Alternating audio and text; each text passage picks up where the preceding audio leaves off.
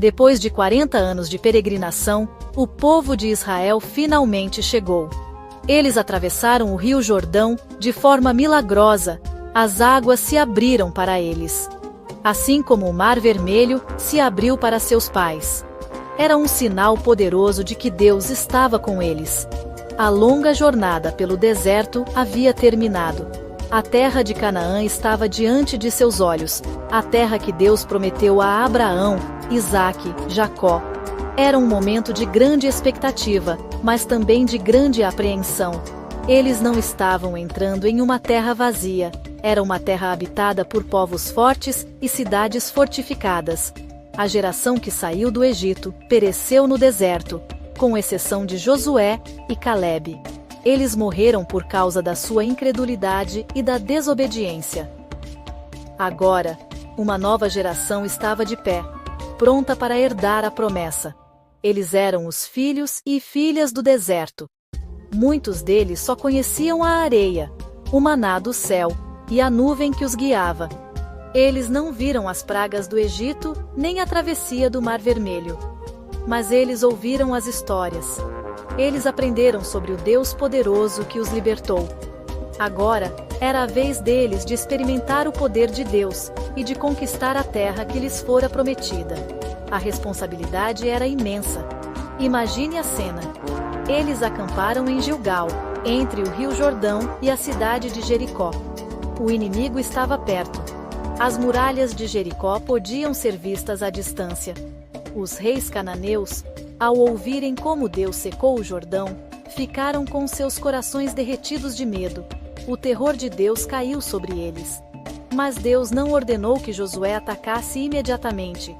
Antes da batalha militar, era necessária uma preparação espiritual. Deus deu uma ordem surpreendente a Josué. Ele mandou que todos os homens que nasceram no deserto fossem circuncidados. A geração que saiu do Egito era circuncidada, mas seus filhos, nascidos durante os 40 anos de peregrinação, não eram. A circuncisão era o sinal físico da aliança de Deus com Abraão. Era uma marca na carne que lembrava a Israel que eles eram um povo separado, um povo escolhido por Deus. Ao não praticarem a circuncisão no deserto, eles viveram um período de suspensão da aliança. Essa ordem pode parecer estranha do ponto de vista militar. Eles estavam em território inimigo. Circuncidar todos os homens de guerra significava deixá-los vulneráveis por vários dias. Eles não poderiam lutar enquanto se recuperavam. Isso exigia uma fé imensa em Deus. Josué precisava confiar que Deus os protegeria enquanto eles obedeciam. A obediência a Deus vinha antes da lógica humana. Era um teste de fé. Josué não questionou. Ele prontamente obedeceu e fez facas de pedra para realizar a circuncisão em todo o povo. Este ato demonstrou sua total submissão à vontade de Deus, mesmo quando não fazia sentido. O significado da circuncisão era profundo. Era um ato de purificação. Simbolizava o corte, a remoção da impureza da carne. Era uma declaração de que eles estavam se separando das práticas do mundo e se consagrando a Deus. Deus chamou aquele lugar de Gilgal, que significa rolar, porque ele disse: Hoje rolei de sobre vós o opróbrio do Egito. O opróbrio do Egito não era apenas a escravidão física, mas também a mentalidade de escravo, a idolatria, a incredulidade que os prenderam por tanto tempo. A circuncisão era o fim de um ciclo de vergonha e o início de uma nova identidade como povo santo de Deus. Assim como a circuncisão era um sinal externo de uma realidade interna, hoje somos chamados a uma circuncisão do coração. O apóstolo Paulo nos ensina que a verdadeira circuncisão não é a da carne, mas a do espírito. Significa remover de nossos corações o pecado, o orgulho, a rebeldia. É permitir que o Espírito Santo nos purifique e nos transforme de dentro para fora. Após o ato de renovação da aliança através da circuncisão, o povo de Israel celebrou a Páscoa. Foi a primeira vez que eles celebraram esta festa sagrada na Terra Prometida. A Páscoa era a mais importante das festas judaicas. Ela foi instituída na noite em que Deus libertou os israelitas da escravidão no Egito. O sangue do cordeiro nos umbrais das portas protegeu os primogênitos de Israel da morte. Era uma festa para lembrar a poderosa redenção de Deus. Celebrar a Páscoa ali, em Gilgal, com as muralhas de Jericó à vista, era um ato profético e uma declaração de fé.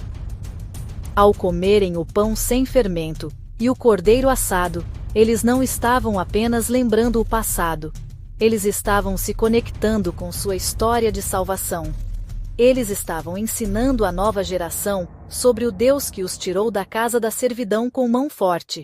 Era uma forma de dizer: o mesmo Deus que nos libertou do Egito é o Deus que nos dará a vitória sobre Jericó. A Páscoa fortalecia a identidade deles como o povo redimido do Senhor. Era um memorial vivo da graça e do poder de Deus, enchendo seus corações de gratidão e coragem para os desafios que estavam por vir. Um evento marcante aconteceu no dia seguinte à celebração da Páscoa. O maná cessou. Por 40 anos, Deus sustentou seu povo no deserto com o pão que caía do céu. Era um milagre diário. Mas agora, eles estavam na terra que mana leite e mel. Eles comeram do fruto da terra, do produto de Canaã. O fim do maná não significava o fim da provisão de Deus. Significava que a provisão de Deus havia mudado de forma. Deus não o sustentaria mais de forma sobrenatural e temporária, mas através dos recursos naturais e abundantes da terra que Ele mesmo lhes deu. Era o fim da era da peregrinação e o início da era da herança. Isso nos ensina uma lição valiosa sobre as estações da vida. Há tempos em que dependemos de manás, de intervenções milagrosas e diretas de Deus para nosso sustento. São os desertos de nossa vida. Mas há também tempos em que Deus nos conduz à nossa terra prometida, onde Ele nos abençoa através do trabalho de nossas mãos e dos recursos que Ele coloca à nossa disposição. A provisão de Deus nunca falha, mas ela pode mudar de forma. Devemos ser gratos pelos manás do passado, mas também estar prontos para desfrutar dos frutos da terra que Deus nos dá hoje, reconhecendo que tudo vem dele. Enquanto Josué estava perto de Jericó, provavelmente meditando sobre a grande batalha que se aproximava, ele teve um encontro extraordinário.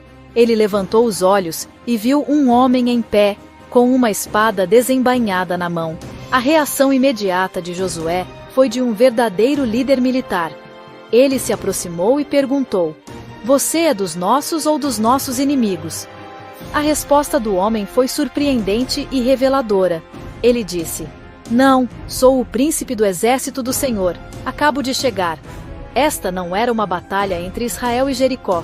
A verdadeira questão não era se Deus estava do lado de Josué, mas se Josué estava do lado de Deus.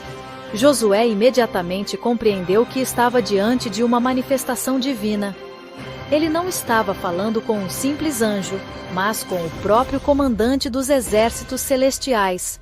A reação de Josué foi de profunda humildade e reverência. Ele se prostrou com o rosto em terra, adorou e disse: "Que diz meu senhor ao seu servo?" Josué, o grande general de Israel, se coloca na posição de servo, pronto para ouvir e obedecer. Ele reconheceu que a liderança suprema não era sua, mas pertencia àquele ser celestial. A vitória não dependia de suas estratégias, mas de sua submissão ao verdadeiro comandante. Então, o príncipe do exército do Senhor deu uma ordem a Josué: "Tire as sandálias dos seus pés, porque o lugar em que você está é santo." Essas foram as mesmas palavras que Deus disse a Moisés diante da sarça ardente. Este encontro confirmou o chamado de Josué. Assim como Deus esteve com Moisés, ele estaria com Josué. O chão em que ele pisava, em frente à cidade pagã de Jericó, tornou-se solo sagrado por causa da presença de Deus. Isso ensinou a Josué que a presença de Deus santifica qualquer lugar e que a verdadeira batalha é espiritual. Antes de lutar contra os homens, ele precisava se render a Deus. Este encontro transformou a perspectiva de Josué. Ele não estava mais sozinho, liderando uma nação contra um inimigo poderoso. Ele era apenas um soldado sob o comando do Generalíssimo dos Céus. O capítulo 5 de Josué é uma poderosa lição sobre a importância da preparação espiritual antes das grandes batalhas da vida. Deus não levou seu povo diretamente para a guerra. Ele primeiro os levou a um lugar de renovação, obediência, adoração. Primeiro, a circuncisão representa purificação e remoção do que nos separa de Deus. É um chamado para cortar o pecado de nossas vidas e renovar nossa aliança com o Senhor. Sem santidade, não podemos experimentar o poder de Deus. A obediência é um ato de fé, mesmo que pareça ilógico, prepara o caminho para o milagre. Em segundo lugar, a celebração da Páscoa. Ensina a importância da memória. Ensina a importância da gratidão. Devemos sempre nos lembrar de onde Deus nos tirou.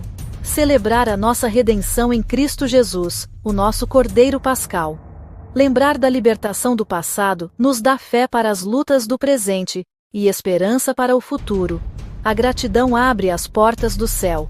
Quando nossos corações estão cheios de louvor, somos fortalecidos para enfrentar qualquer Jericó que se levante contra nós. A adoração é uma arma de guerra espiritual poderosa. Em terceiro lugar, o encontro de Josué com o príncipe do exército do Senhor nos mostra a necessidade de reconhecer a soberania de Deus. Não somos nós que estamos no comando. Jesus Cristo é o Senhor dos exércitos. A vitória não vem de nossa força, inteligência ou estratégia. Vem da nossa completa rendição a Ele. Como Josué, precisamos nos prostrar, tirar as sandálias da nossa autossuficiência e perguntar: que diz meu Senhor ao seu servo? A submissão à vontade de Deus é o segredo da vitória. Quando Ele está no comando, a queda das muralhas é apenas uma questão de tempo e obediência. Portanto, hoje, 12 de setembro de 2025, a mensagem de Josué 5 continua viva e relevante. Antes de buscar soluções para seus problemas, busque a renovação espiritual. Antes de lutar suas batalhas, consagre-se a Deus. Renove sua aliança com Ele. Celebre a salvação em Cristo. Renda-se ao senhorio de Jesus. A fé, a obediência e a renovação espiritual não são opcionais. São os fundamentos para uma vida vitoriosa.